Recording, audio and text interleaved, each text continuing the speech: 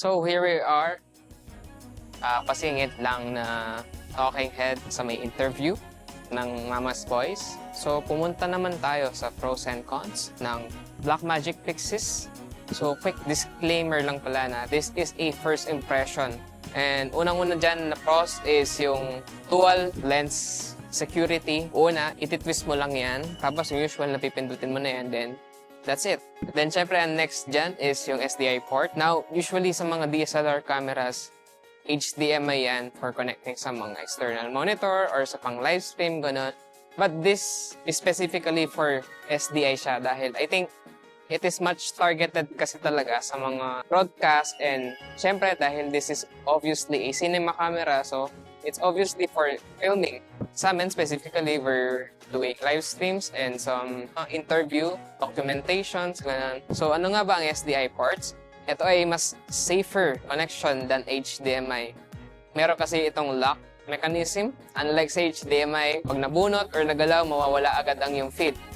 Sa SDI, super secured niya. Hindi yan agad mabubunot or mawawalan ng connection. So, SDI is the way to go for us dahil importante sa broadcast, sa mga live stream na continuous yan. Hindi gagalaw, hindi mawawalan ng feed kahit sabihin natin multicam setup yan and pwede mo naman siyang i-switch sa ibang camera. It's important. Every second matters broadcasting. Then, the next feature dyan is yung open gate. If you want to repurpose your video, shoot the traditional landscape, tapos eventually gusto mo siyang gamitin pang portrait, you can easily crop in dito sa from landscape to portrait. Kasi if you're doing the traditional landscape siya, tapos ipo-portrait mo siya, yung crop is malala. Pero dito, it's safe. Kaya much better have a open gate if you really want to use it for landscape and the vertical.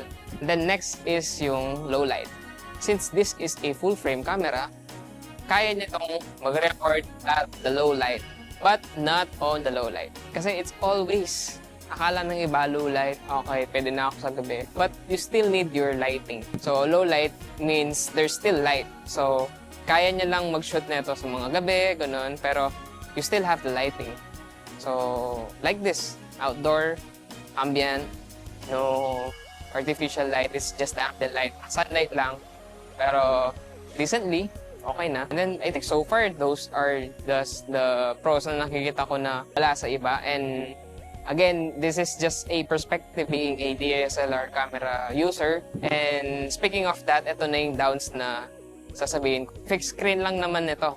Nasa left side ang kanyang screen. Hindi siya tilt, hindi siya flip screen tulad nito. But I think this is really intentional dahil cinema camera are most likely ganun. And I think it is really marketed sa mga cinematographer or sa mga tao sa cinema.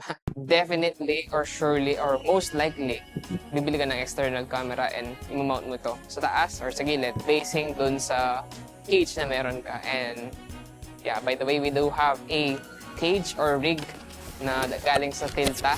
Baka naman. By the way, meron din tayong bagong battery and this is the Z-Type NP970. Less worry na kung aling baterya ang may charge o wala. May touch to display ito na magpapakita kung ilang percent na lang ang iyong battery. At pati na rin ang kanyang voltage input. May USB-C and 7.2 volts ito for charging. And another option for charging is yung sa mga traditional NPF charger tulad nito. May D-Tap din ito as an alternative V-mount battery. Now, back to you, talking head. And then next is there is no continuous autofocus. Clarify ko lang na meron naman itong autofocus but it is not the continuous ones. Like this one in my recording, kahit saan ako pumunta, wala siyang continuous autofocus. And for me, this is kind of a big deal as a gimbal user when you're doing your tracking shot, yung mga dolly shot, orbit shot.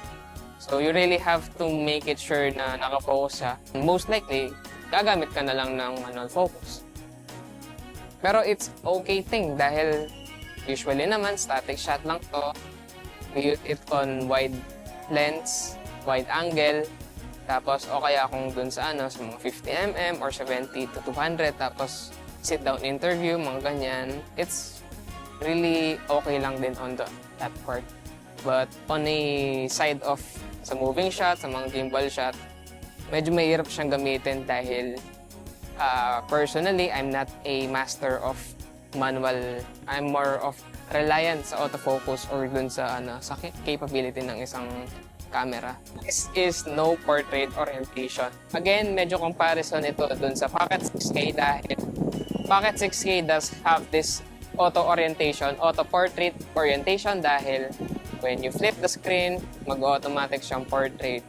Fair enough dahil it's not doing that thing kapag naka-record na. But when you don't do the recording, pwede siyang mag-portrait. But definitely, if you flip the screen, syempre mag-portrait naman talaga yan.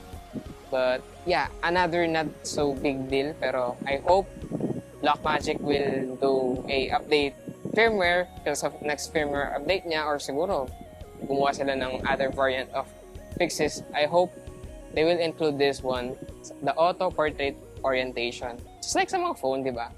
When you go from portrait, you can go from landscape in just a motion. Something like that, di ba? Add ko lang din pala sa feature nito is that it can take a photo or snapshot habang nagre-record ng video. It falls sa pros pero if we are going to dive deep sa photo side ito, then this will be a cons. Put simply na this is a cinema camera that is intended sa video side. For me, okay naman siya as long as for documentation like pang quick my day, but I think it's not much or it's not really preferable for professional works. But yes, it is still better than phones dahil sa sensor difference. Overall, maganda naman itong Pyxis 6K.